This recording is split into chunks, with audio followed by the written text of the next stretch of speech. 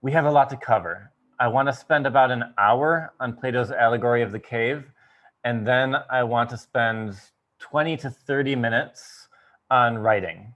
So let's just get right into it, okay? So Plato's Allegory of the Cave, I'm sharing my screen with you, so please follow along with my slides. I think they'll help you get the summary and the main ideas of what I want to talk about. Plato's living in the 5th century Athens. Plato's a famous philosopher. He's a student of Socrates, another famous philosopher, and he is the teacher of Aristotle, another famous philosopher. So you have this interesting lineage of ancient Greek philosophers, Socrates teaching Plato, teaching Aristotle, who is the teacher of Alexander the Great, incidentally. So Plato's teaching in the 5th century, or the golden age of Athens, the so-called golden era of Athens. Why is it called the golden era? Because this is a period of extreme artistic and intellectual and political flourishing in Athens. We still draw greatly on a lot of the things that were invented or thought up or implemented politically in this period. It's a period of great flourishing in the sciences, a period of great flourishing in philosophy, in logic, a period of great flourishing in politics. Democracy is invented just about 70 years before Plato is born, and it's being implemented in Athens for the first time in history. So this is a period which has changed and shaped the modern world very much, the world we live in. It's also a period of great development in rhetoric, in oratory, and a period of great development in art, in sculpture, and also in theater. And Sophocles, whom we're going to read next time, is one of the big playwrights of the era. Now, Plato is writing in 375 BC, and he's writing a book-length examination of what makes a just society and a just individual. Interestingly, Plato's Republic is not a democracy. He's writing in ancient Athens, a famous democracy, the first democracy, and yet Plato does not think that democracy is a great idea. We can discuss why, and we can discuss what Plato's Republic looks like and how it's organized and how that fits with his greater thought. What we read today is just a small selection from the Republic. This book in which Plato is trying to conceptualize his ideal society. The Republic is a book in which Plato says, what would the perfect society look like? How would it be managed? How would people be taught? How would they be educated? How would they lead? What kind of jobs would they do? He's thinking about all of these political elements in his ideal society. And in the Allegory of the Cave, this very short but incredibly influential, incredibly famous 8 or 9 page metaphor for education, Plato is thinking about what the right type of education should be. The narrator of the Allegory of the Cave is Socrates. So it's Plato writing, but he's taking on the voice of his teacher. Perhaps one day one of you will do this with me. You'll write a fictional account of Kevin going around educating people, and you'll have a fictional Kevin going around and getting into trouble. It's easy to imagine, right?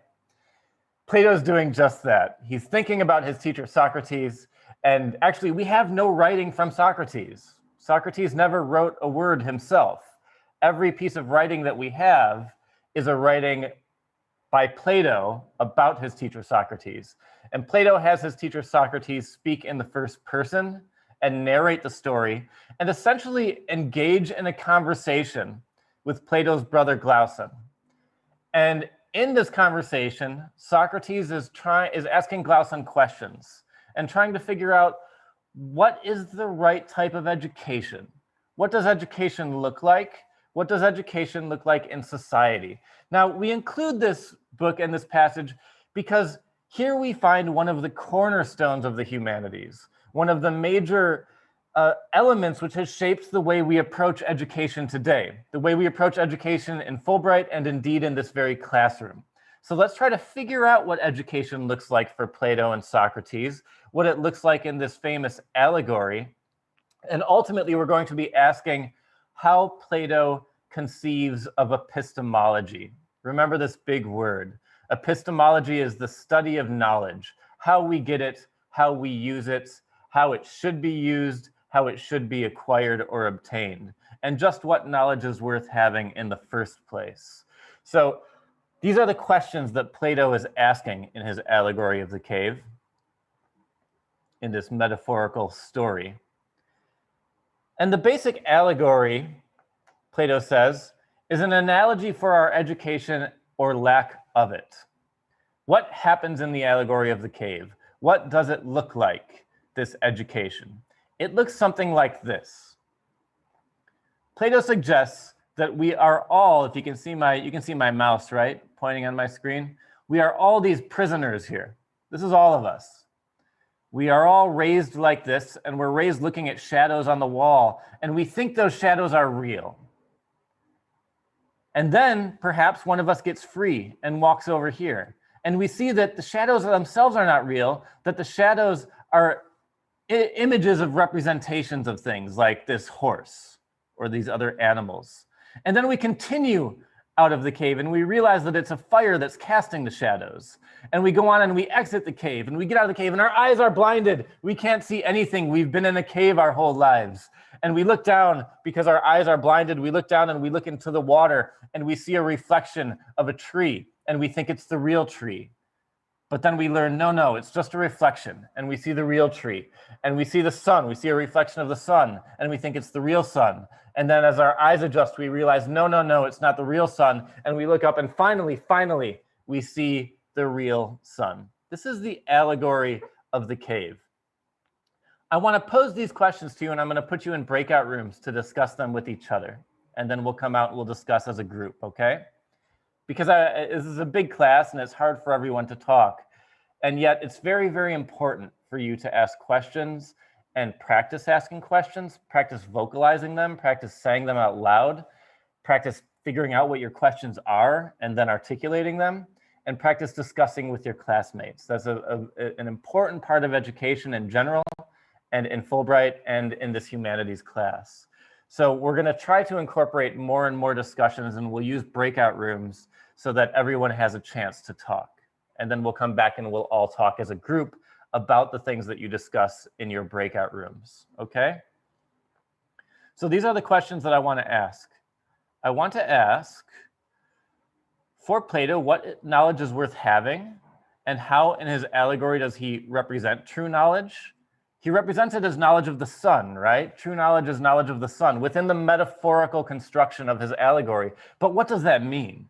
Just what does the sun represent? Further, how do you get this knowledge? How does it work within the allegory of the cave? How should one become educated? How should one learn more, according to Plato? And finally, once one does become educated, or wise is perhaps the better word for Plato, once one becomes wise, what to do with one's wisdom, what to do with one's knowledge. So I'll stop sharing, and I'm going to put those questions into the chat box, okay? So that you have them, and please copy them. I forget how it works. I think that maybe as you go into the breakout rooms, I think you might not be able to take the questions with you. So just copy them really quickly in case that happens. I don't remember how it happens. Just copy these questions so you make sure that you have them. And I'll put you in breakout rooms and we'll just spend, I do want to move quickly. So we'll just spend, say, 8 minutes or so talking with your classmates about these questions. And then we'll come back and we'll discuss them all together and we'll walk through some of the more salient or important parts of Plato's allegory of the cave. Make sense? Sound good? Okay, I'm sending you breakout rooms now. Please dive in. Please join your breakout rooms, and I'll call you out in about 8 minutes.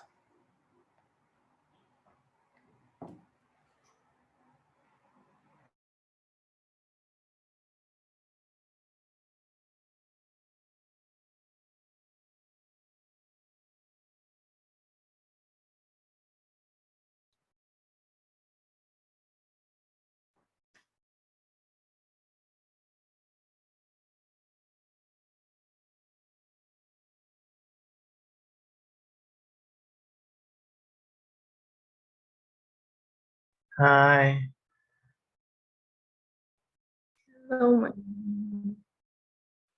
mọi người có muốn nói gì không?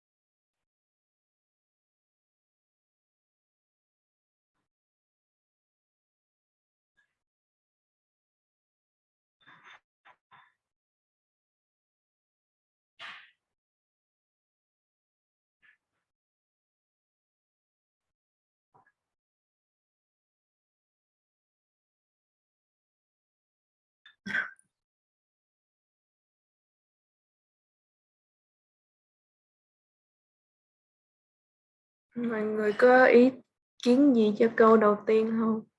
Là what is worth having? For me, I think Plato's want to acquire the what is called the true knowledge, but it's just like it's impossible, right? Because in this real world, we don't really know what is true and what is not true. And when we get to the true, is it like really true or not? Yeah, and in the allegory, he represents the true knowledge. Yeah, what he called the true knowledge as the sun, right?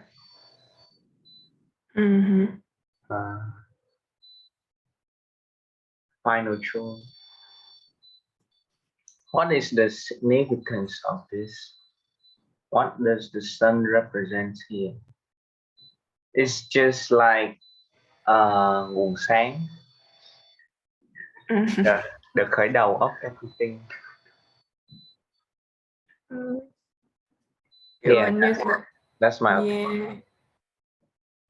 Kiểu The Sun thấy kiểu có thể là sao ta, là kiểu lúc đầu mới nhìn vô thì kiểu sẽ bị chói mắt á, kiểu cũng là một cái sự thật nhưng mà khó lắm. Lúc đầu sẽ khó có thể mà tiếp nhận được cái sự thật đó.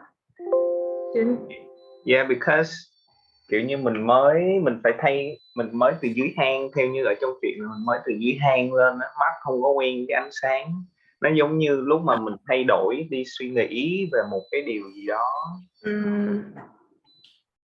Đúng rồi. Nam có ý kiến gì không Nam?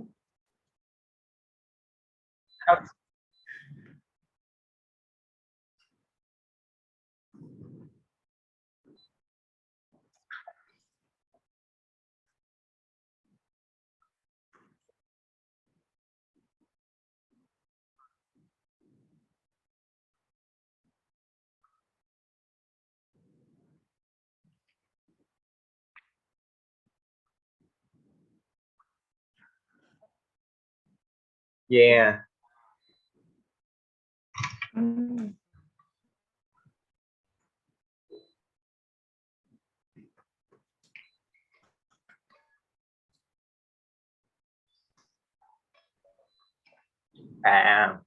Nó giống như kiểu là like khởi nguồn của kiến thức là của thần thánh, còn các những điều mà mình học đó là do những cái thế hệ trước kiểu truyền đạt lại thôi, chứ đôi khi nó không phải là cái của kiểu sự thật của thần thánh kiểu vậy,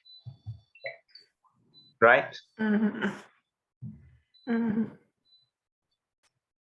So how to get this knowledge? Thì phải kiểu escape khỏi cái cave. Phải có một cái gì đó kéo mình ra khỏi cái cave thôi.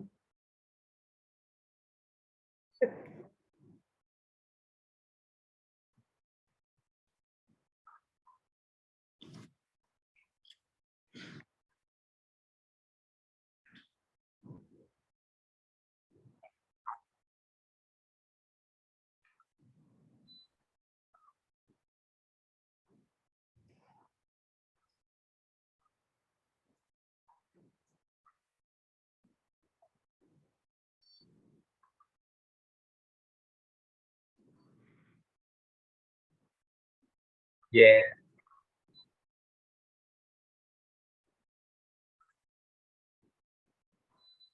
Ừ. Không biết này có liên quan không, nhưng mà kiểu bữa mình đọc á, có đọc một cái ý là của Socrates á, thầy của ông này là bị chém bởi vì nói cho mọi người biết về một cái sự thật gì đó. Xong ông này có cái gọi là Plato, sau này mới có một cái triết lý về dạy học mỗi người á, là kiểu phải phải từ từ kiên nhẫn á, mặc dù là ban đầu họ stupid nhưng mà be patient. Ừ. Không nghe giống kiểu Galileo á, cái ông mà nói trái đất quay Đúng quanh rồi, mặt trời rồi bị chém chết. Galileo có nghĩa là muốn có được kiến thức thì phải chính bản thân mình gọi là tự tự kiểu turn the whole body, đúng không? Yeah. Ừ. Then how to use this knowledge?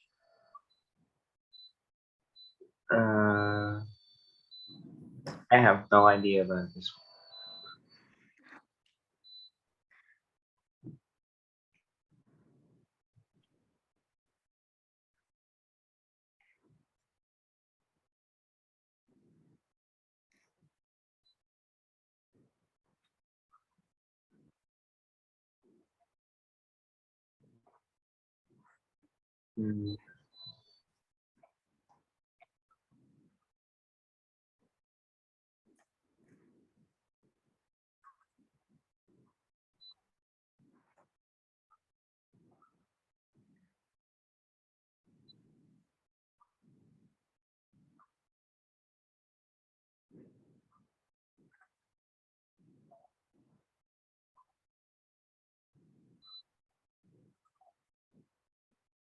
Oh, hay. Là kiểu mình dùng để truyền đạt cho người khác hả?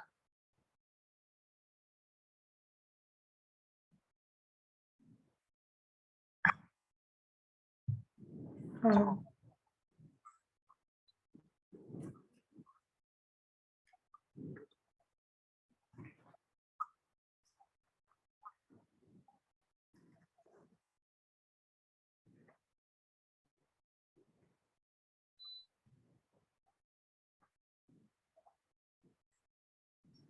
Ừ. Theo như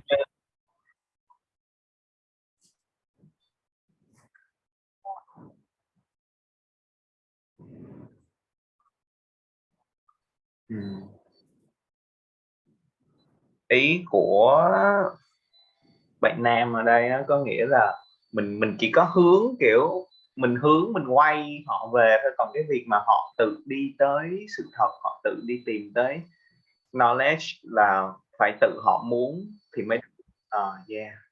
Ừ. Rất là vui được gặp hai bạn. Tụi mình sắp sắp phải leave tới đâu luôn. mọi, Bye bye. mọi người đọc, mọi người lúc đầu rồi Hả, sao bạn? tớ đọc lần đầu tiên tớ không hiểu tớ đang đọc cái gì á, tớ phải đọc hai ba Yeah, lần, triết lý quá. cái gì cũng vậy á. Ờ, nha, coi đi first dễ hơn. Bye bạn, hẹn gặp lại.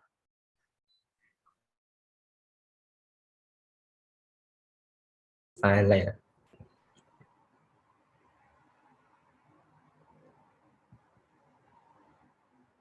Okay, I think everyone is back. Let me open my slides again.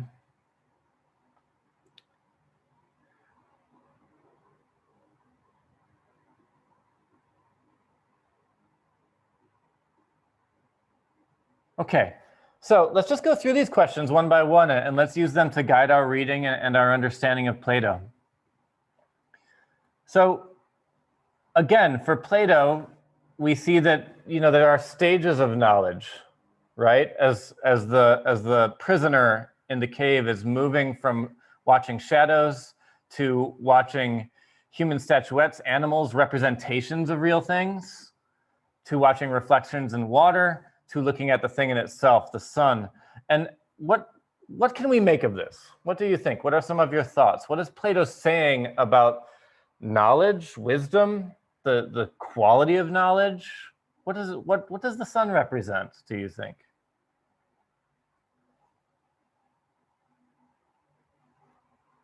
Koi Kao, please go ahead. Yeah, so we discussed this thing within our group, and we all come to a consensus that the sun represents some sort of enlightenment and true knowledge. Because we all know that the prisoners, when they only can see the reflections in front of them or are so-called blind, they cannot like keep touch with what is actually true knowledge. So when they get to see the sun, when they get to be oriented the right way, they can first of all get grasp of what the true knowledge is, in this case represented by the enlightenment, which can be connected to the philosophical kind of approach being mentioned in the allegory itself. Moreover, because of the sun, they can also adjust their views and see the surroundings. So maybe they can expand upon the knowledge and know more instead of just the shadow in front of them. So that's what we think. Very, very good. Yes, I agree with you. I think it corresponds quite neatly to Buddhist notions of enlightenment, right? Of a kind of a complete spiritual, intellectual awakening, an almost mystical awakening. Please, not Min, go ahead. I see your hand is up. Can you hear me? Yes. Yeah, I think that his usage of shadows and reflection and casting and such, I think it's a pretty good way of representing when we deal with truth or when we deal with information in our day-to-day life, that we're not actually dealing with the truth themselves, we're dealing with interpretation of the truth, interpretation of the information.